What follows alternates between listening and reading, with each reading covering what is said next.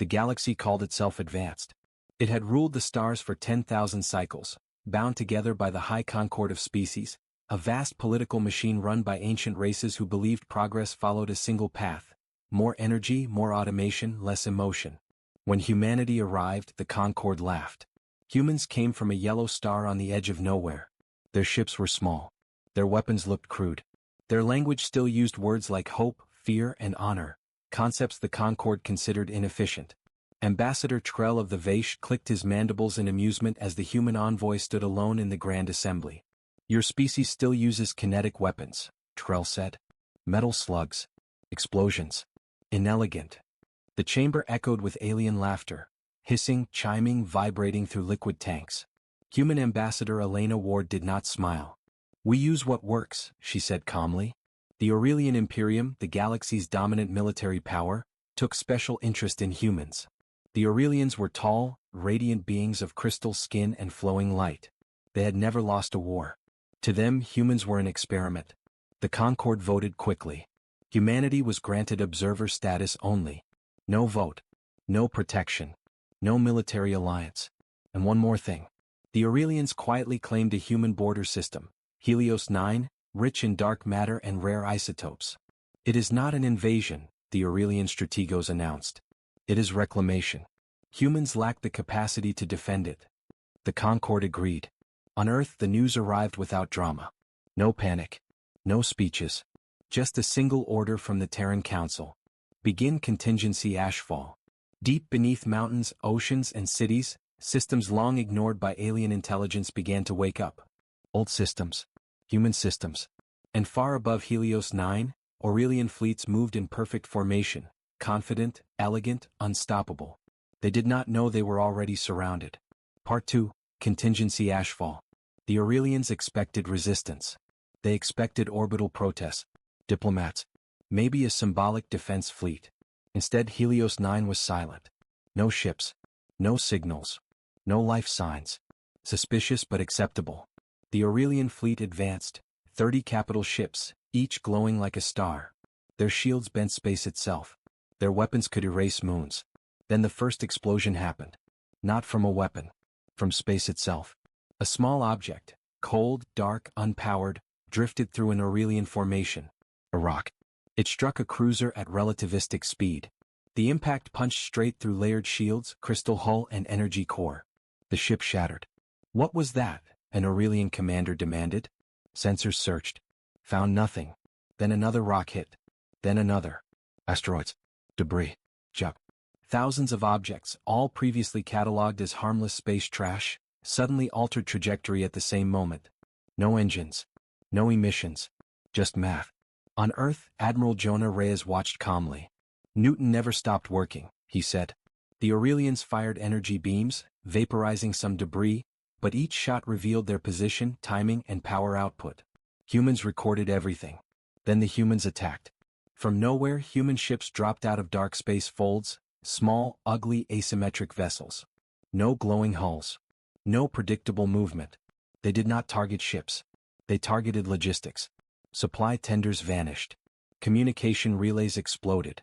Navigation beacons went dark. The Aurelians tried to regroup, but human electronic warfare flooded their networks with noise, fake signals, ghost fleets, impossible readings. "This is chaos," an Aurelian strategist said.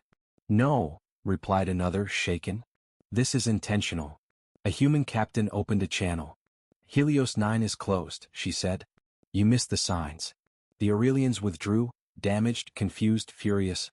Across the Concord, whispers spread. Humans had used primitive tactics. Throwing rocks. Hiding. Lying. The galaxy had forgotten something important. Predators do not announce themselves. Part 3, Politics of Fear.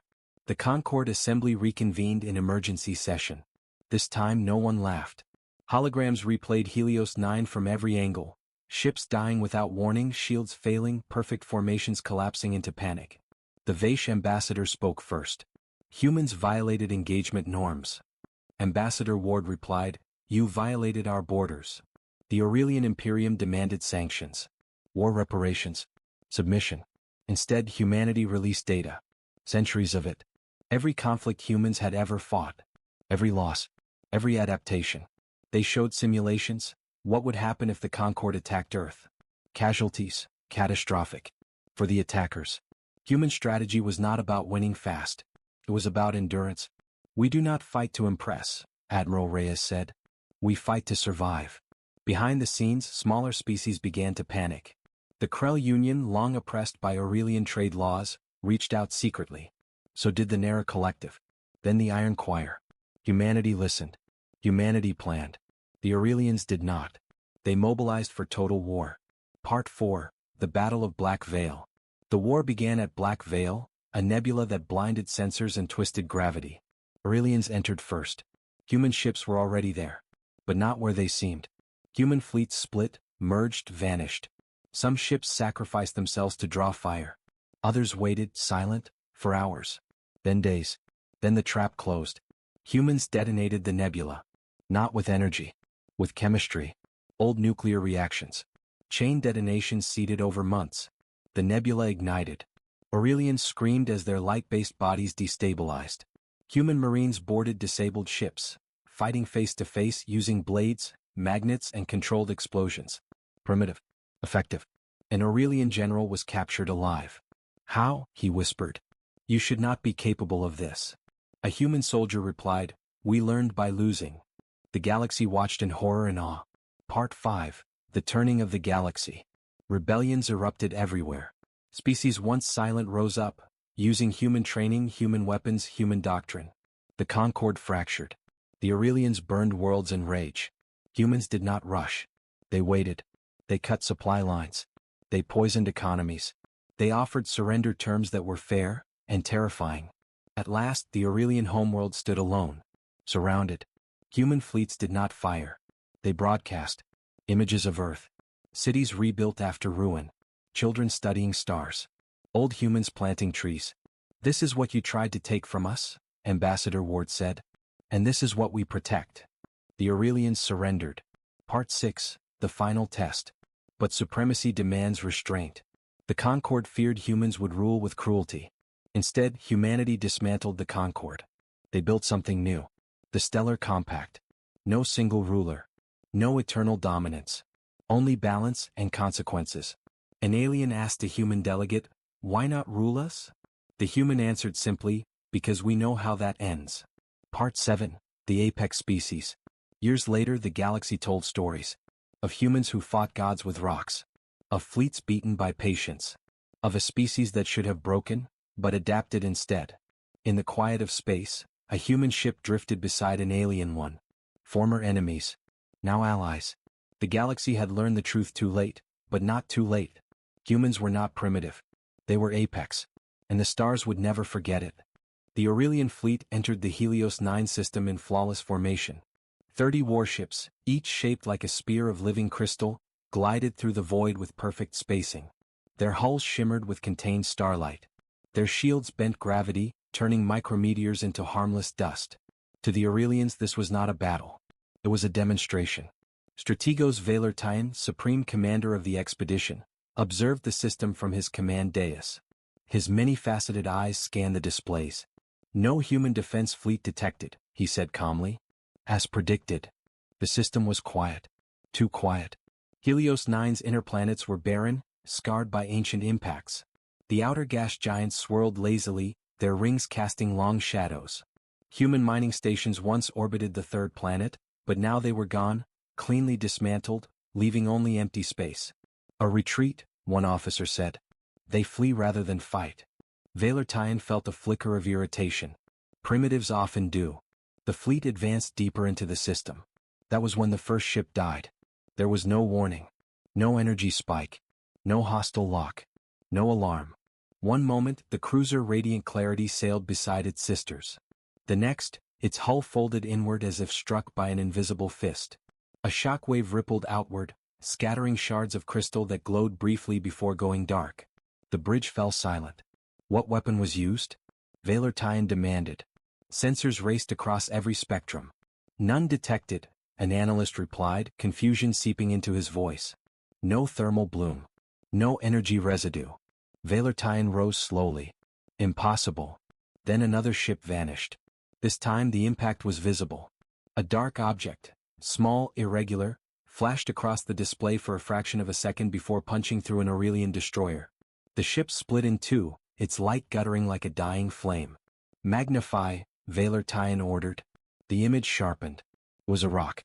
A simple asteroid fragment, no more than 20 meters across. "This system was cleared," an officer protested. "All debris mapped centuries ago." Before Valentine could answer, space itself seemed to come alive. Thousands of objects appeared on sensors at once. Old mining debris, ice fragments, metallic scraps, even shattered satellite remains. All of them were moving. All of them were accelerating. None of them had engines. "They are using gravity," an analyst whispered. "Planetary slingshots. Micro-adjustments over time." Valentine's mandibles tightened. How long? Some trajectories were altered, years ago. The Aurelians opened fire. Beams of pure energy lanced out, vaporizing dozens of incoming objects. But for every fragment destroyed, 10 more slipped through. The debris cloud was too dense, too chaotic. And then the humans struck. Human ships emerged from nothing. They did not arrive in neat lines or glowing flashes. They fell into real space like thrown knives, small, dark vessels with angular hulls and mismatched plating. Their drives burned briefly, then went silent. They did not target warships. They targeted support vessels.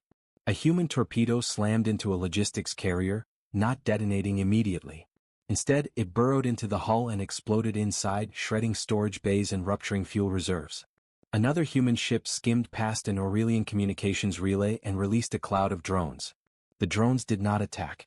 They latched on, broadcasting garbage signals, false orders, corrupted data. "Command channels compromised," an officer shouted. Navigation displays began to lie. Ships reported enemies where there were none. Others showed empty space where allies should be. Valentine felt something unfamiliar tighten in his core. Fear. "Regroup," he ordered. "Reform defensive lattice." The order never reached half the fleet. Human electronic warfare rolled through Aurelian systems like a storm. Not brute force. Not overwhelming power. Just relentless interference. On Earth, deep beneath the Pacific Ocean, Admiral Jonah Reyes stood with his hands clasped behind his back, watching Helios 9 unfold on a vast holodisplay. "They're trying to stabilize," an officer said. Reyes nodded. "They will. Eventually. Should we press the attack?" Reyes shook his head. "No. Phase 1 only." A young lieutenant hesitated. "Sir, we're winning." Reyes turned to him, eyes calm, voice steady. "No. We're teaching." Back in Helios 9, an Aurelian ship finally managed to lock onto a human vessel. A beam of radiant energy tore through space, slicing the small ship in half. The human ship exploded. No distress call. No retreat. The remaining human vessels did not react at all. Instead, they vanished, slipping back into dark space folds, leaving only drifting debris and dying Aurelian ships behind. Silence returned to the system. Valentine stared at the aftermath. 7 Aurelian warships destroyed. 12 crippled. Dozens of support vessels lost. And not a single confirmed human casualty, beyond the one ship that had chosen to die. A channel opened. A human face appeared, female, tired, utterly unafraid. "Helios 9 is closed," she said. "You entered without permission." Valentine forced himself to speak. "You used dishonorable methods." The human tilted her head. "You invaded our home." The channel closed. The Aurelian fleet withdrew, slowly, cautiously, no longer in perfect formation. Across the galaxy, sensors replayed the battle again and again. Humans had thrown rocks. Humans had hidden. Humans had lied to machines. And the galaxy began to understand something terrifying. Humans did not fight wars the way the stars expected. They fought wars the way predators always had. By making sure the next fight would be worse. The news of Helios 9 spread faster than any transmission the Concord had ever seen. The High Concord of Species, a council that had governed interstellar politics for millennia, had never convened an emergency session with such haste. Normally, weeks or cycles passed before even a rumor required attention. But the humans had changed everything in a single system, using primitive tactics that should have been meaningless. Ambassadors arrived in hurried, chaotic shuttles, their forms agitated. The Vaish, normally composed and analytical, clicked their mandibles in a nervous rhythm.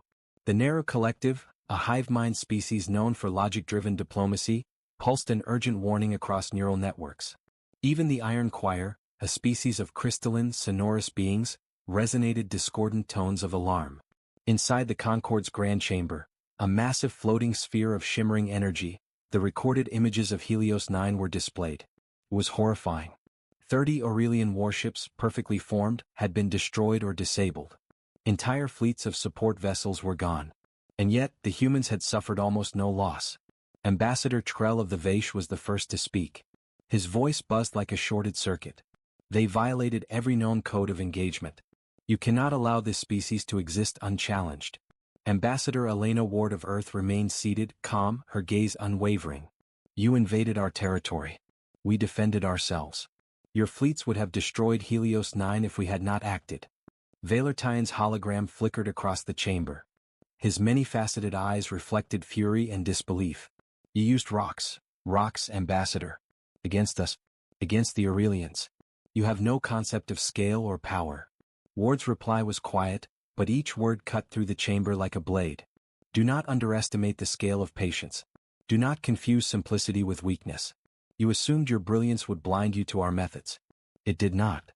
A murmur spread across the chamber. Some species had begun to whisper about the humans in awe, others in fear. The Concorde, built for bureaucracy and dominance, had never been faced with an unknown variable this unpredictable. Behind the scenes, smaller races were already contacting one another. The Krell Union, a species long subjugated by Aurelian trade and taxation, sent coded messages to the Narrow Collective. Humans may be our chance. Simultaneously, intelligence networks within the Iron Choir intercepted communications from neutral systems, debating alliances with humanity. Even the Aurelians, traditionally solitary and unyielding, felt the ripple of doubt in their ranks. Valertine demanded new strategies. His fleet had retreated, humiliated, yet he refused to admit failure. Double the reconnaissance, he ordered. Analyze everything. Map every pattern. They cannot survive in this galaxy uncontained. But no map could reveal what humans already understood. Humans had studied the galaxy not as a collection of data points, but as a system of behaviors, habits, and psychology. Admiral Jonah Reyes coordinated quietly from Earth, overseeing simulations that predicted every possible Aurelian response, every Concorde maneuver, every potential betrayal by allied species. Aurelian scientists tried to recreate the Helios 9 event. They examined gravitational adjustments, debris trajectories, and electronic interference. Their conclusion: the humans had anticipated them, using centuries of subtle preparation, laying traps that seemed impossible. Meanwhile, Ward's team presented a bold strategy to the Concorde, diplomacy backed by controlled demonstrations of force. They broadcast simulations showing the destruction that would occur if the Concorde attempted a full-scale invasion. Ships, entire worlds, and cities crumbling. Not through overwhelming firepower, but through the meticulous coordination humans were now revealing across multiple systems simultaneously. The political tension was suffocating. The Concorde, a machine of rules, treaties, and centuries of rigid hierarchy, could not respond. They were unprepared for a species that learned, adapted, and endured beyond expectation. In secret, some factions began negotiating with humans. The Krell Union sent envoys to Earth. We see your power, they admitted. It is terrifying, but it is also opportunity. Teach us. The Narrow Collective followed. Your methods break our understanding of war, they said, yet they succeed. We wish to study them, to adopt them. Even the Iron Choir offered their crystalline archives. Knowledge of energy manipulation, planetary engineering, and fleet coordination. Aurelian forces, feeling cornered, tried a show of strength. They announced the mobilization of their homeworld fleet, the Searing Vortex, designed to obliterate any system within days. But humanity anticipated this as well. Earth's simulation centers worked tirelessly, predicting the vortex's path, arrival time, and logistical weaknesses. Reyes convened a council of his own, including Ward, engineers, and former military commanders. We do not need to meet them head-on, he said. We control the battlefield by understanding the battlefield itself. If they attack where we want them to. The humans were no longer passive observers. They were architects of fear, patience, and inevitability. Every move was calculated, every reaction predicted. The galaxy, once confident in its hierarchy of intelligence and technology, realized something profoundly disturbing. Humans did not rely solely on advanced technology. They relied on ingenuity, adaptability, and unpredictability. As the session ended, Ward addressed the Concorde directly. You underestimate us because you see the tools, not the minds. You see the ships, not the patience. You see the weapons, not the strategy. We do not fight like you. And that is why we survive, and why in time you will learn to respect us or perish. For the first time, a heavy silence fell across the Concord chamber. No laughter. No debate. Only the weight of realization. The humans were not merely another species. They were something the galaxy had not accounted for. And while many whispered of rebellion, some quietly plotted alliance. The political map of the galaxy was fracturing, not because of brute force, but because a single species had reminded the stars that cunning and endurance often outweigh power alone. Meanwhile, deep within the Helios 9 system, humans prepared for the next phase. The battle had been won tactically, but strategically, it was only the beginning. Admiral Reyes looked out from the command center at the holographic display of the galaxy. The galaxy thinks it has us cornered, he said quietly. It has no idea we've already rewritten the rules. And in the void, human ships moved silently, unseen, uncounted, unstoppable. The Black Veil Nebula stretched across the void like a wound in space. Gas clouds swirled in colors no eye could truly comprehend, violet, green, and black. But the nebula was deadly, masking motion, twisting sensors, and warping communications. To the Aurelian Imperium, it was the perfect place to trap humanity's primitive fleet. To humans, it was the perfect arena to rewrite the rules of engagement once more. Aurelian Strategos Valertine hovered over his command dais aboard the flagship Sovereign Radiance. His crystalline form shimmered with controlled fury. He was a master of battlefield geometry, a species whose war doctrine relied on symmetry, anticipation, and overwhelming firepower. 30 capital ships, 10,000 support vessels, every maneuver pre-calculated with perfect precision. They believed victory was inevitable. Enter formation, Valertine ordered. Engage the humans. There will be no mercy, only efficiency. His officers obeyed, sensors scanning for life, movement, anything that might betray the human presence. But the nebula played tricks. Light bent unpredictably, readings warped, and the Aurelian fleet moved like blind titans in a distorted mirror. For the humans, waiting was everything. Admiral Jonah Reyes had instructed patience. The Phase 2 plan relied not on force but on timing, deception, and chaos. Human ships had dispersed weeks earlier, hiding in micro-wormholes, drifting within nebular gas clouds, or feigning deactivated hulks. The first contact was subtle. An Aurelian frigate, scanning a region where a human ship was supposedly hiding, detected nothing. The ship reported its findings up the chain. Then, in an instant, it erupted from within the nebula itself. An ambush triggered by human microdrones that emitted gravitational pulses, destabilizing the frigate's shielding. Explosions lit the nebula briefly, a cascade of jagged colors as the Aurelian hull folded inward. Strategos Valertine stiffened. Impossible. That vessel was secured. Its shields unbreachable. Another human ship appeared, not attacking but maneuvering in a way that seemed random, chaotic, almost foolish. Yet each movement guided the Aurelian fleet into traps. Supply tenders were lured into gravity wells seeded with microsatellites. Cruisers attempting to flank were misdirected by holographic projections created with displaced nebular gas and targeted lasers. Human electronic warfare was unprecedented. Signals emitted from hundreds of vessels jammed, scrambled, and misled Aurelian systems. Sensor arrays detected phantom ships, phantom maneuvers, phantom threats. Aurelian captains fired upon what they believed were human vessels, only to destroy their own logistics. Valertine's rage became palpable. "Regroup," he bellowed. "Do not fall for their illusions." But humans anticipated that too. Captain Lena Cho, aboard the stealth frigate Night Hawk, gave the order. Phase 2 Alpha. Deploy the nebular mines. Tiny drones, coated in reflective crystals and emitting high-frequency grav pulses, swarmed toward the heart of the nebula. Over hours they aligned themselves invisibly, creating a lattice of lethal traps. The Aurelian fleet, moving through the veil, could not see them until too late. Then the trap closed.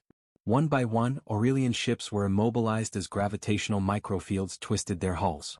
Explosions cascaded through the fleet as reactors destabilized. Light-based Aurelians screamed as their bodies were overwhelmed by sudden energy fluctuations caused by human interference. Even Valertine's flagship, enormous and elegant, shuddered as shielding failed in waves. And yet the humans did not charge in. They observed. They measured. They waited. Finally, boarding teams struck. Human soldiers deployed via microsubs that adhered magnetically to crippled Aurelian hulls. They moved like shadows through twisted corridors, using magnetic grapples, pulse blades, and controlled detonations. Each engagement was surgical. Ships were claimed, not destroyed, ensuring Aurelian Command would watch as humans dismantled their power piece by piece. Valentine himself was captured on the flagship's Sovereign Radiance. When he came face to face with human marines, he could barely comprehend their simplicity. You wield nothing like our power, how?" he asked, shivering in crystalline panic. Admiral Reyes, standing beside Captain Cho, answered simply, "We fight as we must. We learn, adapt, and endure. Power alone is meaningless without strategy."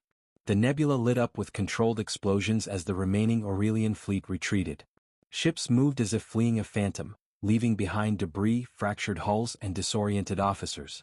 Communication networks were corrupted, leaving them blind in the void. Back in the galaxy, the event sent shockwaves. Species who had doubted humans' capability now reconsidered everything. The Krell Union whispered of alliance. The Narrow Collective pulsed with interest. Even neutral worlds reconsidered their positions. Humans had done more than win a battle. They had proven that the galaxy's understanding of war was incomplete. Primitive tactics, patience, deception, and adaptability could topple even the most advanced fleets. In the aftermath, Admiral Reyes broadcast a calm message across the Concorde's channels. "Black Veil is secure. Let it be remembered, humans fight not to impress, not to dominate, but to survive. Underestimate us again, and the next Black Veil will not be the first." Valentine, once unshakable, now floated in chains aboard a captured human vessel. His crystalline form trembled, reflecting the nebula's glow. He realized something terrifying: humans had rewritten the rules of warfare. Not with energy, not with overwhelming force, but with ingenuity, cunning, and relentless patience. And somewhere deep in the nebula, unseen by any, the next phase of human strategy began to unfold. The galaxy would never look at primitive tactics the same way again. If you want, I can move on to Part 5, The Turning of the Galaxy, making it a long, cinematic 800-word section packed with rebellions, political intrigue, and humans expanding their influence across alien systems. Do you want me to write that next? The galaxy had changed. Black Veil had proven a truth that resonated far beyond Helios 9. Humans were no longer a curiosity, a minor anomaly to laugh at. They were a force that could reshape the balance of power. News traveled faster than light in some corners of the Concorde. Smaller species that had long suffered under Aurelian rule now whispered of rebellion. The Krell Union, oppressed for centuries, had begun secret coordination with human advisors, sharing intelligence and supply lines. The Narrow Collective sent observers, hive minds fascinated by human adaptability, eager to understand the unpredictable strategies that had humbled the Aurelians. Even the Iron Choir offered crystalline technology, not as allies yet, but as silent acknowledgments that humans could not be ignored. The Aurelian Imperium, once untouchable, was now panicked. Strategos Valentine retreated to the homeworld Luminara, assembling the remnants of his fleet. The once golden warships were battered, their symmetry broken, their systems partially compromised by human electronic warfare. The Aurelians demanded a decisive counterstrike. Yet humans did not engage immediately. Admiral Jonah Reyes and Ambassador Elena Ward had made the galaxy-wide calculations. Humanity had survived centuries of hardship by waiting, observing, and striking with precision. They did not need to chase the Aurelians. They needed to let them reveal weakness. Across dozens of systems, subtle actions were already taking place. Human advisors embedded with sympathetic species taught logistics disruption, stealth maneuvers, and psychological strategy. A human-taught Krell fleet disabled a series of Aurelian communication satellites without a single shot being fired. Narrow operatives adapted human deception tactics, projecting false fleets, rerouting supply convoys, and creating panic across Aurelian-controlled worlds. The galaxy watched in disbelief. The Concorde convened emergency councils. The Aurelians had always believed themselves at the apex, untouchable. Now, the very systems they had relied on, their technology, their organization, even the obedience of allied species, turned against them. Valentine, desperate, ordered a direct strike at Helios 9. The human stronghold was known, its defenses had been tested and reinforced. But the Aurelians were confident. They assumed humans could be crushed with pure overwhelming power. They underestimated adaptability. Human ships had already withdrawn from obvious orbits, leaving ghost fleets in their wake. Automated drones mimicked entire armadas, feeding false data to Aurelian sensors. Hidden minefields, calibrated over weeks, warped gravity, disrupted shields, and made targeting impossible. Human boarding teams prepared in silent micro-wormholes, waiting for crippled ships to drift helplessly. When the Aurelians struck, the first wave sailed into the trap. Shields collapsed unpredictably, reactors destabilized under microgravitational pulses. Supply convoys were vaporized before they could reach combat zones. The remaining fleet panicked. Aurelian officers tried to maintain formation, but sensors betrayed them at every turn. Admiral Reyes observed from the command center on Earth. "Let them come," he said. "Every move they make strengthens our position." Across the galaxy, the Concord began to fracture. Some systems declared neutrality. Others actively supported humans. Aurelian propaganda failed to sway smaller species, many of whom now saw humans as protectors against oppression rather than aggressors. Aurelian homeworld defenses were next. Valertine had no choice but to concentrate the remaining forces at Luminara, the crystalline jewel of the Aurelians. A fleet of hundreds of ships gathered, their weapons primed to annihilate anyone who approached. Humans did not attack. They did not need to. Instead, they broadcast a message across every communication channel in the system. "This is your last chance to surrender. Refuse and you will be isolated.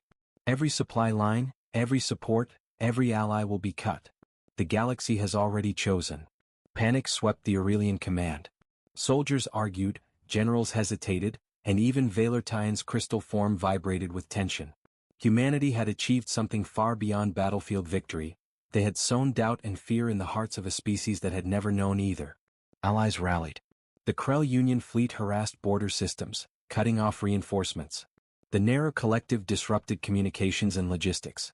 Neutral species began occupying abandoned Aurelian posts, claiming them under human oversight.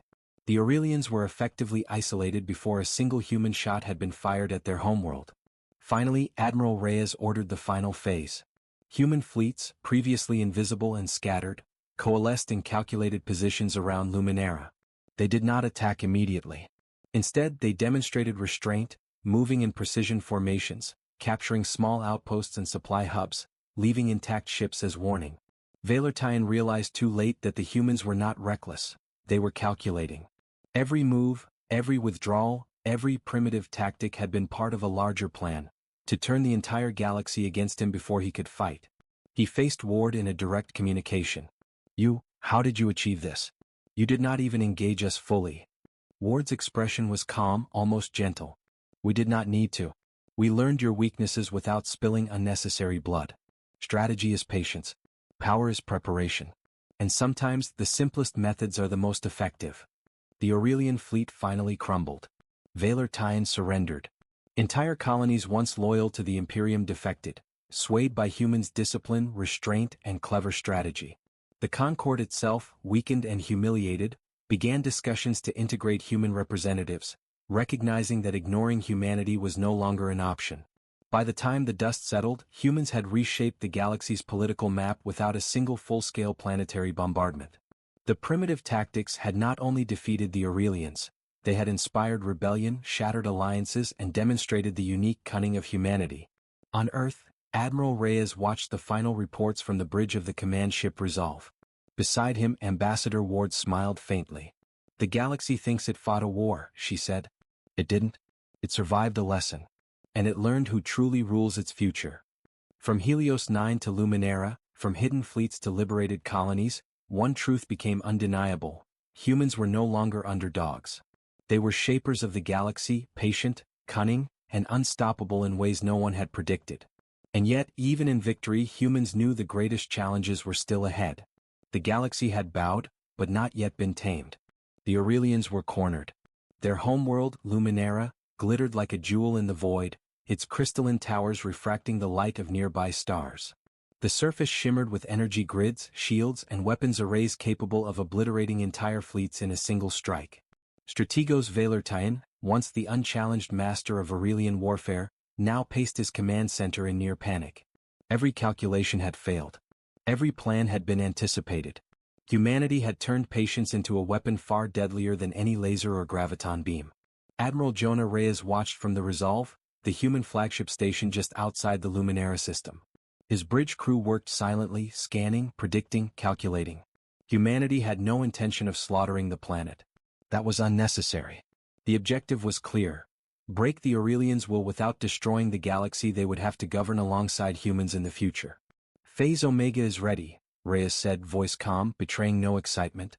Beside him, Ambassador Elena Ward added, "They still don't understand us. That's our advantage." Valertine's fleet moved in desperation. He launched everything he had left, a combined armada of hundreds of ships, each bristling with energy weapons, missile pods, and shield generators. He believed sheer firepower could force humanity's hand. He was wrong. Humans did not confront him directly. Instead, they split into microfleets, striking at critical support networks first. Supply convoys, refueling stations, navigation satellites, and communications arrays. Entire Aurelian sectors descended into chaos as logistics failed faster than any ship could be destroyed. The Aurelians fired blindly, often at empty space or at phantom targets projected by human decoy drones. Valertine's frustration became palpable. He ordered the construction of new fleet formations, complex and precise, designed to isolate and annihilate human forces. But by then, humans had already predicted every possible configuration. Simulation algorithms running on Earth had calculated the optimal counter for every maneuver before the Aurelians could even initiate it.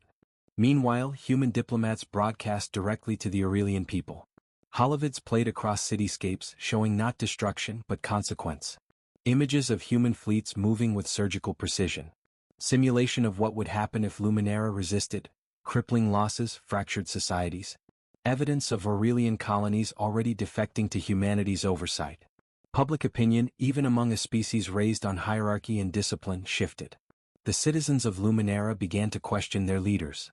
Fear, but also respect, grew for the humans who had bested the greatest empire the galaxy had known. Valertine tried one last gambit, a direct assault on Earth's core system.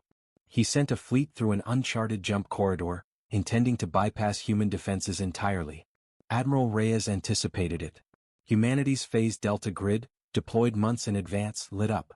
Invisible microfleets awaited the Aurelians, hidden in asteroid belts, nebulae, and artificial dark space folds. One by one, Valertine's ships were ensnared. Mines detonated with perfect timing. Gravity distortions tore hulls apart. Command signals were intercepted and scrambled, forcing ships to act against their own formations. Finally, Valertine himself was trapped. His flagship, the Sovereign Radiance, disabled, drifted helplessly in the void. Human boarding teams deployed, magnetic grapples latching onto the crystalline hull. The Strategos had no choice but to surrender. Aboard the vessel, Ambassador Ward met him face to face. Valertine's crystalline body flickered with unstable energy, and his voice cracked, a sound of fear rare for his species. You did not even bring all your power to bear." "How?" Ward smiled faintly. "We did. You just didn't recognize it. War is not just strength, strategos. It is patience, calculation, adaptation. And above all, understanding your opponent." The surrender of Luminara sent shockwaves through the galaxy. The Aurelian Imperium, once untouchable, fractured completely. Key colonies declared independence, others pledged alliance to humanity. But humans did not stop there. The High Concord of Species, the governing council, still existed. Ancient and rigid, it had underestimated humanity for centuries. Ward and Reyes personally addressed its members, broadcasting across every channel. "The Concord has failed the galaxy. Its rules, rigid and blind, nearly allowed the extinction of countless species. It will no longer govern alone. Humanity will join as partners, not overlords. The galaxy will be balanced by fairness, consequence, and accountability." The Concord had no choice. Members could not challenge humanity without provoking rebellions across dozens of systems. Slowly, they conceded authority, agreeing to restructure governance with human oversight. For the first time in millennia, the galaxy had a governing council that could not assume superiority over a single species. Humanity had not destroyed the Concord, they had taught it restraint. Admiral Reyes reflected on the achievement, quiet but proud. "The galaxy will remember this. Not just the victory but the lesson. Underestimate humans at your peril." Elena Ward nodded. "They've learned it already in ways they'll never forget. And now we begin the real work, shaping a galaxy capable of surviving with us in it." In the void above Luminara, human ships drifted silently, their crews calm, vigilant, and ready. They had proven something far greater than raw power, that ingenuity, patience, and strategy can overcome even the mightiest of empires. The galaxy had witnessed the rise of humans, not as conquerors but as apex strategists, unbroken and unyielding. And somewhere in the dark expanse, hidden fleets waited, systems prepared, minds calculating the next moves. Humanity was not done. The final test had been passed. The galaxy would never be the same. The galaxy was quiet. Not the quiet of peace but the quiet of awe. Systems across thousands of light-years paused, watching, listening, measuring. Humanity had reshaped everything. The Aurelians humbled, the Concord restructured, and countless species either allied with humans or cautiously observing their next move. The stars themselves seemed to acknowledge a new apex predator. Admiral Jonah Reyes stood aboard the flagship Resolve, orbiting a neutral star in the former Aurelian territory. His gaze swept the nebula-streaked horizon of space, where fleets of human allied and formerly neutral ships glided silently. For decades, he had trained, planned, and anticipated every outcome, but even he felt the magnitude of what had been achieved. Beside him, Ambassador Elena Ward monitored communications from the galaxy. Every species that had resisted humans was now sending emissaries. Some brought gifts, some brought data, some simply came to understand. A crystal-bodied Aurelian Valertian approached under careful escort. He had been defeated, humiliated, and yet he carried himself with the remnants of dignity his species demanded. "You humans," he said slowly, his voice a resonant chime, "you do not act as conquerors. You do not demand obedience. You teach." Ward smiled faintly. "We've learned what power truly is, strategos. Strength alone is nothing. Control through fear is temporary. Respect, earned by action and principle, endures." Valertian's gaze flickered to the fleets below. "Your fleets, your weapons, your fleets of ghosts, of deception. How can so small a species achieve so much?" Reyes stepped forward. "Because we survive. We endure. And we think. We adapt. You fight by rules. We fight by possibilities. That is why we are apex. Not because we are strongest but because we are human." Across the galaxy, colonies once oppressed, now liberated, celebrated. The Krell Union established new systems under guidance from humans, learning strategies of defense, logistics, and resource management. The Narrow Collective began integrating human tactics into their hive operations, creating fleets that could act unpredictably yet efficiently. Even the Iron Choir, the enigmatic crystalline species, offered their knowledge openly, acknowledging humanity's unique place in the cosmos. Yet humanity did not dominate. They did not conquer. They balanced. Systems were allowed self-governance, trade agreements, and cultural autonomy, but they knew that any threat to stability would meet patient, calculated response. The galaxy had learned the lesson of Helios 9, Black Veil, and the Luminara campaign. Underestimate humans at your peril. On Earth, children gazed at the stars through telescopes and holoprojectors. Humans had shown the galaxy their capacity for endurance, intelligence, and courage. Stories of rocks that destroyed fleets, of deceptive maneuvers that outwitted gods, and of entire empires reconsidering their actions circulated as educational programs. The legacy of human cunning and resilience became part of galactic culture. In orbit above Luminara, a human and Aurelian vessel floated side by side. Crew members from both sides worked together to repair the damaged systems of the planet, exchanging techniques and learning from one another. Former enemies were now allies, a living testament to humans' combination of strength and restraint. Ward addressed the gathered leaders of the galaxy in a broadcast, her voice calm but commanding. "Humanity has survived countless trials. We have endured not because we were the strongest but because we adapted, we learned, and we never yielded. Today the galaxy has a choice: respect, collaborate, and thrive, or test us again and witness what patience honed into skill can achieve. We do not seek conquest. We seek understanding, preparedness, and respect for all intelligent life." Across the systems, silence followed. It was a silence of realization. The galaxy had underestimated humanity for centuries, and that error had nearly cost the Concord, the Aurelians, and countless others dearly. Now, humanity's presence was undeniable. Their strategies, patience, and cunning had shown every species that the apex of intelligence in the galaxy was humanity itself. Reyes turned to Ward. "We've shown them everything, haven't we?" Ward nodded. "Not everything, but enough. Enough to remind them who we are." Valertian approached again, his voice resonant but quieter now, almost reverent. "You are different from all of us. You survive. You endure. You adapt. You are apex. Not because we are cruel," Ward said softly. "Not because we are strongest. Because we are human." From the quiet stars of Helios 9 to the nebulae of Black Veil, from the gleaming towers of Luminara to the distant outposts of the Krell Union, humanity's story was written into the cosmos. The galaxy had laughed at them, underestimated them, and yet humans had endured, adapted, and ultimately shaped the future of every star system they touched. The fleets drifted in formation not as conquerors but as guardians, observers, and teachers. The galaxy had learned to respect humans. And that respect, earned through strategy, endurance, and ingenuity, would never fade. Admiral Reyes looked out at the stars one last time.